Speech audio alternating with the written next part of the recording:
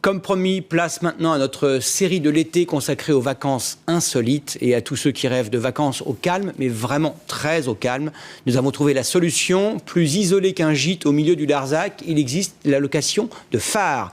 C'est la toute première étape de notre série, visite guidée donc à 30 mètres d'altitude, avec Frédéric Mignard et Alexis Pinel.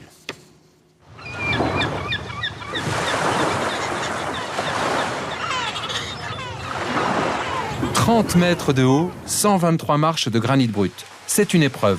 Mais les locataires du phare de Riantec sont prêts à l'endurer pour s'élever jusqu'au sommet. Ben voilà, on est arrivé en haut, donc là c'est notre espace où on va baisser la passerelle pour pouvoir mettre le lit.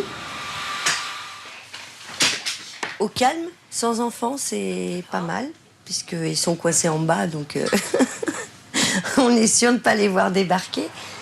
Faut pas oublier quelque chose le matin quand on descend, parce que sinon après faut remonter, c'est un peu plus compliqué. Donc voilà, sinon bon, si on ne le monte pas 10 fois dans la journée, c'est sympa.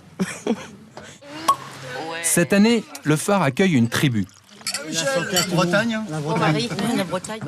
Pas question de se séparer. Les vacances sont justement l'occasion de vivre ensemble de nouvelles expériences.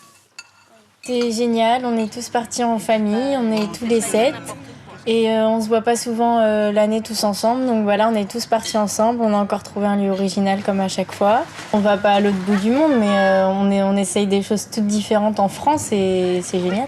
C'est pas mal, c'est pour nous donner des souvenirs, pour qu'on profite un peu de notre jeunesse, pour qu'on voie d'autres choses. Et ce ne sont pas les idées qui leur manquent.